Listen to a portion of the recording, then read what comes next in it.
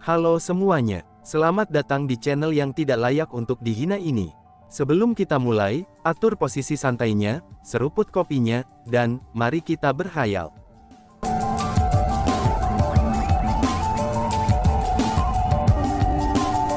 Melanjutkan cerita sebelumnya, ini aneh. Kenapa mereka tidak menyerang kita? Selain itu, mereka bahkan tidak mengatakan apa-apa. Segera, orang-orang dari klan Surgawi Chu memperhatikan aktivitas aneh klan Qianfeder Monstrous. Mereka bisa melihat ekspresi penuh kebencian, dan juga tatapan membunuh dari klan Burnfield Monstrous. Klan Burnfield Monstrous itu sudah sangat gatal untuk melukai mereka. Mereka juga bisa melihat penghinaan dan pelecehan dari Burnfield Monstrous Clans. Karena itulah, mereka tidak dapat memahami mengapa klan Qianfeder Monstrous tidak segera menyerang mereka, atau bahkan mengatakan apapun kepada mereka, meskipun mereka jelas datang untuk merawat klan Chu. Dihadapi dengan perilaku aneh dari klan Qianfeder Monstrous, klan Surgawi Chu menjadi lebih tidak nyaman. Tiba-tiba saja, seseorang berteriak. "Lihatlah, bukankah itu Chu Hongyi?" teriak seseorang. Mereka melihat Chu Hongyi dan dua anteknya dengan cepat terbang. Selanjutnya, mereka bergabung dengan Qianfeder Monstrous Clan dan Burnfield Monstrous Clan. Apakah mereka sudah gila? Semua anggota Chu Heavenly Clans benar-benar bingung oleh kemunculan tiba-tiba Chu Hongyi dan dua lainnya. Karena Qianfeder Monstrous Clan dan Chu Heavenly Clan mereka adalah musuh, maka tindakan mereka sama saja dengan memasuki sarang harimau dan merayu kehancuran mereka sendiri. Semuanya, cepat lihat juga token di pinggang mereka. Segera, seseorang dengan penglihatan yang baik memperhatikan token pada Chu Hongyi dan pinggang dua anteknya. Ketiganya, mereka sebenarnya, seru kerumunan. Pada saat itu, Chu Klan Surgawi terkejut dan geram. Mereka telah memperhatikan bahwa token yang Chu Hongyi dan dua anteknya miliki di pinggang mereka, itu bukan lagi milik Chu Heavenly Clan mereka. Tapi sebaliknya, itu adalah token Qianfeder Monstrous Clan. Ini berarti bahwa Chu Hongyi dan dua anteknya telah bergabung dengan musuh mereka, dan mengkhianati klan Surgawi Chu mereka. Chu Hongyi, apakah kalian bertiga menjadi gila? Tiba-tiba saja, suara murka yang tak tertandingi terdengar dari kalangan Chu Heavenly Clans yang berkumpul di sana. Suara itu sebenarnya dari Chu Ping. Chu Ping tidak hanya memiliki tampilan marah kepadanya, tetapi tubuhnya juga menggigil karena marah. Dia tahu bahwa Chu Hongyi dan dua anteknya benar-benar memalukan, namun, dia tidak mengira kalau mereka begitu sangat memalukan. Mereka benar-benar meninggalkan token Chu Heavenly Clan mereka, dan memakai token klan lain. Tindakan mereka hanya mirip dengan melepaskan identitas mereka sebagai Chu Heavenly Clan. Ini adalah pengkhianatan klan seseorang, dan merupakan kejahatan besar. Chu Ping tidak mampu menerima atau mentolerir hal semacam ini. Chu Ping, kita tidak menjadi gila. Bahkan jika seseorang menjadi gila, orang-orang yang sudah gila akan menjadi kalian semua. Kamu semua adalah orang yang mengkhianatiku terlebih dahulu. Dengan demikian, jangan salahkan aku, Chu Hongyi, untuk melakukan apa yang aku lakukan. Selanjutnya, aku menyarankan kamu semua untuk tidak membuat musuh dari Burst Monstrous Clan. Namun, kamu semua menolak untuk mendengarkannya. Jadi, jika kamu ingin menyalahkan seseorang, salahkan dirimu sendiri. Kamu semua telah membuat keputusan yang salah. Dengan demikian, kamu akan menanggung konsekuensi dari keputusanmu itu. Dan kamu sendiri yang harus disalahkan atas semua yang terjadi hari ini. Chu Hongyi berkata pada Chu Ping dan yang lainnya. Chu Hongyi tidak memiliki jejak simpati dalam nadanya saat dia mengucapkan kata-kata itu. Namun sebaliknya, hanya ada ejekan dan penghinaan. Seolah-olah dia sangat ingin melihat Chu Ping dan yang lainnya disiksa, dan ditekan oleh klan Qianfeder Monstrous. Kalian bertiga, aku menganggap kalian bertiga sebagai sesama klan dengan sia-sia. Maka aku, Chu Ping, benar-benar sudah buta. Ucap Chu Ping yang sangat marah dengan wajahnya yang berubah merah. Dia benar-benar marah. Selain itu, hatinya terasa sangat dingin. Sementara kata-kata sebelumnya dari klannya masih tidak dapat membangunkan Chu Ping, dan dia akhirnya tersadarkan pada saat itu. Dia akhirnya menyadari orang macam apa Chu Hongyi dan dua anteknya itu. Yang membangunkan Chu Ping dan membuatnya sadar orang macam apa Chu Hongyi dan kedua anteknya itu, ini tidak lain adalah mereka bertiga. Namun dihadapkan dengan teguran Chu Ping dan mata penuh penghinaan sesama anggota klan mereka, Chu Hongyi dan dua anteknya hanya memiliki wajah yang tidak setuju pada wajah mereka. Alasan untuk itu adalah, karena mereka tidak punya perasaan untuk Chu Ping dan yang lainnya. Yang mereka pedulikan hanyalah kepentingan diri mereka sendiri. Adapun yang disebut sesama klan mereka atau yang disebut kerabat, mereka tidak lebih dari alat yang bisa mereka manfaatkan. Ketika alat mereka tidak lagi berguna bagi mereka, ketika alat mereka bertindak terlalu jauh untuk membuat mereka tidak senang, maka mereka akan menunjukkan penggunaan dalam menghancurkan alat-alat itu. Orang-orang semacam itu benar-benar sampah. Adapun Chu Hongyi dan dua anteknya, mereka adalah sampah seperti itu. Selain itu, Chu Hongyi dan dua anteknya juga bingung. Mereka bingung mengapa klan Qian Feather Monstrous belum menyerang Chu Feng dan yang lainnya. Meskipun mereka bingung, tapi mereka tidak berani bertanya tentang hal itu, ini karena seberapa besar mereka takut pada klan Qian Feather Monstrous. Namun demikian, itu tidak mengganggu mereka. Setelah semua, mereka tahu bahwa Chu Feng dan yang lainnya sudah hancur. Setelah beberapa waktu berlalu, sekelompok orang terbang dari jauh. Mereka adalah sekelompok humanoids berwajah binatang, dan juga sekelompok binatang buas. Ukuran mereka sangat besar. Ketinggian mereka diukur lebih dari 3 meter. Bukan saja mereka dibangun dengan sangat kuat, tetapi kepala mereka adalah kepala singa. Selanjutnya, mereka memancarkan aura berapi-api dari seluruh tubuh mereka. Mereka adalah klan Monstrous Singa Api. Seperti Burnfield Monstrous Clan, dan mereka juga adalah anak cabang dari Qian Feather Monstrous Clan. Setelah Fury Lion Monstrous Clans muncul, mereka segera tiba di hadapan Qian Feather Monstrous Clan, dan menyapa Dragon dan Tiger Brothers. Setelah itu, mereka berdiri di belakang klan Qian Feather Monstrous dengan tertib. Selanjutnya, mereka mulai melihat Chu klan surgawi di dalam kota dengan ekspresi mengejek dan menghina. Setelah Fury Lion Monstrous Clan tiba, maka semakin banyak kekuatan yang datang secara berurutan. Sebagian besar dari mereka adalah semua kekuatan tambahan dari klan Qian Feather Monstrous. Namun demikian, ada juga sebagian dari mereka yang hanya kekuatan dari wilayah sekitarnya. Seperti kata pepatah, tingkat kebisingan akan naik ketika lebih banyak orang berkumpul bersama. Saat semakin banyak orang datang, Chu Heavenly Clans akhirnya dapat mendengar beberapa suara, dan menyadari tujuan dari Qian Feather Clan Monstrous. Ternyata ada alasan mengapa klan Qian Feather Monstrous tiba di depan kota mereka, tetapi tidak segera menyerang mereka. Ternyata mereka segera menunggu, yaitu menunggu kekuatan-kekuatan lain itu tiba. Adapun niat mereka, itu sangat sederhana. Mereka berencana untuk memberikan Chu Heavenly Clan pelajaran di depan semua kekuatan itu. Mereka berencana untuk menghukum klan Surgawi Chu, untuk memberikan contoh bagi yang lain. Mereka berencana untuk membangun kekuatan mereka di depan semua orang berkumpul di sini. Dan akhirnya, King Yu Yunlong berbicara. Chu Heavenly Clan, kamu semua harus menyadari apa yang akan segera terjadi padamu, ucap Yunlong. Setelah King Yu Yunlong berbicara, hati Chu Heavenly Clan pun menjadi tegang. Bahkan banyak di antara mereka menjadi sangat takut sehingga ekspresi mereka langsung berubah. Musibah apa yang akan datang, maka akan datang pada akhirnya. Dan sekarang, musibah yang menghadang mereka akhirnya tiba. Tepat pada saat Chu klan surgawi menggigil ketakutan, suara gemuruh segera terdengar. Apa yang akan segera terjadi pada kita? Aku benar-benar tidak tahu. Mengapa kamu tidak menjelaskannya kepada kami? Ucap seseorang. Tidak hanya suara itu sangat menggema, tetapi juga diucapkan dengan nada yang sangat humoris. Adapun orang yang mengatakan kata-kata itu, ini secara alami tidak lain adalah Chu Feng. Setelah mengucapkan kata-kata itu, Chu Feng melompat maju dan mendarat di tembok kota. Dia melihat ke klan Qian Feather Monstrous dengan tatapan tersenyum. Kamu adalah Chu Feng? King Yu Yunlong bertanya. Kenapa repot-repot bertanya apa yang sudah kamu ketahui? Kata Chu Feng. Kamu benar-benar tidak tahu betapa besarnya langit dan bumi. Cemoohan muncul di wajah King Yu Yunlong saat kemarahan memenuhi matanya. Untuk Chu Feng berani menentangnya di depan semua orang, King Yu Yunlong merasa sangat tidak senang. Dia seharusnya mengatakan kepadamu semua, orang seperti apakah aku ini, balas Chu Feng. Chu Feng mengarahkan matanya ke arah seseorang di belakang King Yu Yunlong. Adapun orang itu, dia tidak lain adalah King Yu Fengming, yang telah dengan kejam diberi pelajaran oleh Chu Feng di gua bawah tanah.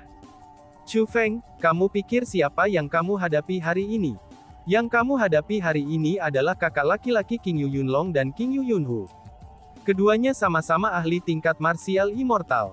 Maka hari ini, bahkan jika kamu berlutut dan memohon pengampunan, itu masih akan sia-sia.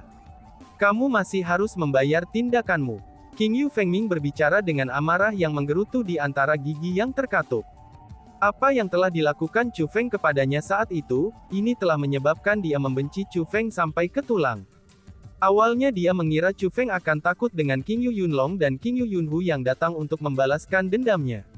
Dia tidak pernah mengantisipasi Chu Feng untuk memiliki ekspresi percaya diri, dan tak kenal takut padanya sepanjang waktu.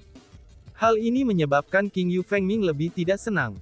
King Yu Fengming merasa bahwa alasan Chu Feng bertindak seperti ini adalah, karena dia tidak tahu seberapa kuat King Yu Yunlong dan King Yu Yunhu. Karena itulah, dia sengaja menyebutkan seberapa kuat King Yu Yunlong dan King Yu Yunhu saat dia berbicara. Namun demikian, Chu Feng hanya mengangkat bahunya atas kata-kata King Yu Fengming. Dengan sikap yang sangat acuh tak acuh, dia pun berkata, "Aku tahu mereka martial immortals. Namun, kenapa dengan itu?" Pada saat itu, wajah King Yu Fengming berubah pucat. Adapun orang lain, mereka semua heran. Bahkan duo Mighty Dongguo yang bersembunyi dikejutkan oleh kata-kata Chu Feng. Pada saat itu, sebagian besar orang sedang memikirkan hal yang sama. Mungkinkah Chu Feng ini benar-benar tidak takut mati? Sampah yang tidak tahu besarnya langit dan bumi, siapa yang memberimu keberanian untuk bertindak begitu merendahkan dan sombong, teriak King Yu Fengming sambil menunjuk ke Chu Feng. Dia sangat marah sehingga wajahnya berubah pucat. Dia ingin menakut-nakuti Chu Feng. Hanya dengan melakukan itulah dia bisa meredakan kemarahan di dalam hatinya. Namun demikian, Chu Feng kebetulan sekali tidak tergerak oleh intimidasinya. Bahkan ketika menghadapi Dragon dan Tiger Brothers, dia masih tenang dan santai. King Yu Fengming yang menemukan ini, dia benar-benar tidak dapat berdamai. Dan bahkan, dia bingung bagaimana menangani Chu Feng. Adik laki-laki Fengming, kamu tidak perlu marah dengan orang seperti dia. Izinkan kami untuk menangani sisanya. Ucap King Yu Yunlong sambil menepuk bahu King Yu Fengming sambil tersenyum. Lalu dia mengalihkan pandangannya ke arah Chu Feng, dan tatapannya terlihat sangat dingin. Chu Feng, aku tahu siapa kamu. Memang benar, kamu memiliki asal yang cukup. Namun bahkan jika ayahmu adalah Chu Xuanyuan, aku masih tidak akan berdiri dan memaafkanmu setelah kamu mengganggu dan menghina kekuatan tambahan dari Qian Feather Monstrous Clan kami. King Yu Yunlong mengucapkan kata-kata itu agar kekuatan tambahan hadir untuk mendengar. Dia ingin mereka tahu bahwa mengikuti Qian Feather Monstrous Clan mereka, itu berarti bahwa mereka pasti tidak akan diganggu oleh orang lain, dan bahkan putra Chu Xuanyuan tidak akan bisa menggertak mereka. Benar saja, mendengar apa yang dikatakan King Yu Yunlong, semua kekuatan tambahan itu merasa puas. Mereka semua merasa bahwa keputusan mereka untuk mengikuti Qian Feather Monstrous Clan, itu adalah keputusan yang sangat benar. Namun mereka tidak tahu, bahwa jika bukan karena faktanya kalau Chu Feng sudah menyinggung klan Qian Feather Monstrous sebelumnya, maka klan Qian Feather Monstrous tidak akan repot-repot peduli dengan urusan Burnfield Monstrous Clan. Saat memperhatikan reaksi dari kerumunan, sudut mulut King Yu Yunlong terangkat menjadi senyum puas diri. Dia melihat ke arah Chu Feng lagi, dan berencana mengancamnya. Namun yang mengejutkannya, sebelum dia bisa mengatakan apa-apa, Chu Feng segera berkata, "Sudahi kata-kata kamu yang berlebihan. Mengapa kamu tidak mengatakan apa yang ingin kamu lakukan secara langsung? Mengapa kamu repot-repot dengan semua sampah itu dan berbelit-belit? Apakah kamu semua banci atau bagaimana?" Ucap Chu Feng. "Kamu keparat," teriak Yunlong. Begitu Chu Feng mengucapkan kata-kata itu, senyum yang baru saja muncul di wajah King Yu Yunlong segera diganti dengan kurva kemarahan. Bukan hanya dia yang ekspresinya berubah. Setelah Chu Feng mengatakan kata-kata itu, wajah Chu Heavenly Clans juga berubah menjadi hijau. Mereka tidak mengerti mengapa, bukannya mengakui kekalahan, tapi Chu Feng malah mencoba untuk membuat marah King Yu Yunlong berulang kali. "Chu Feng, aku pikir apa yang dikatakan adik laki-laki Fengming sangatlah benar. Kamu benar-benar orang yang tidak mengetahui besarnya langit dan bumi. Pada awalnya, aku hanya berencana untuk mengajarimu dan anggota keluargamu pelajaran. Namun sekarang, aku akan membuatmu tidak bisa mengucapkan kata-kata arogan seperti itu lagi. Aku akan membuatmu hanya bisa membuat ocehan gila. Aku akan menghancurkan tubuhmu, merobek jiwamu berulang kali, dan mengubahmu menjadi orang gila." Setelah King Yu Yunlong selesai mengucapkan kata-kata itu, dia segera melepaskan kekuatannya yang menekan. Bukan hanya orang-orang di luar kota, bahkan Chu Heavenly Clan yang berada di dalam kota bisa merasakan betapa menakutkannya kekuatan penindasan itu. Mereka semua sangat ketakutan, dan mereka semua merasa bahwa mereka pasti akan dikutuk. Namun mereka tidak tahu, bahwa sementara kekuatan yang menindas itu mungkin dapat dirasakan di dalam kota, tapi kekuatan yang menindas itu tidak dapat menyebabkan kerugian bagi mereka. Alasan untuk itu adalah, karena formasi Grand Defensif telah diaktifkan oleh Chu Feng. Karena itulah, Chu Feng masih sepenuhnya percaya diri. Dia yakin bahwa hanya dengan kekuatan King Yu Yunlong, dia tidak akan bisa menembus formasi pertahanan besar dan membahayakan mereka. Dasar keparat sialan. King Yu Yunlong awalnya berpikir bahwa Chu Feng akan menunjukkan rasa takut saat dia mengungkapkan kekuatannya yang menindas. Dia tidak berharap ekspresi Chu Feng tetap tidak berubah, bahkan setelah dia melepaskan kekuatan penindasannya. Ini menyebabkan dia merasa sangat tidak senang, dan menjadi semakin marah. Dibanjiri oleh amarah, King Yu Yunlong mengeluarkan kekuatannya yang menindas dan mengubahnya. Kekuatan penindasannya bukan lagi kekuatan penindasan biasa. Namun sebaliknya, itu telah menjadi serangan. Serangannya itu hanya ditujukan pada Chu Feng. Seperti tentara yang tak terlihat, serangan itu bergerak maju untuk menyerang Chu Feng. Bang! Namun tepat setelah kekuatan yang menindas dikirim ke Chu Feng, ledakan keras tiba-tiba terdengar. Setelah itu, kekuatan yang menindas mungkin itu langsung tersebar. Adegan ini benar-benar mengejutkan semua orang. Mereka tidak mengerti apa yang terjadi. Orang pertama yang bereaksi adalah King Yu Yunlong. Karena bagaimanapun, itu adalah kekuatannya yang menindas. Dia dapat dengan jelas merasakan bahwa, seseorang telah mengganggu dan membubarkannya. Ini menyebabkan King Yu Yunlong merasa lebih marah. Dengan sangat marah, King Yu Yunlong berteriak. Siapa itu? Cepatlah keluar di hadapan ayahmu.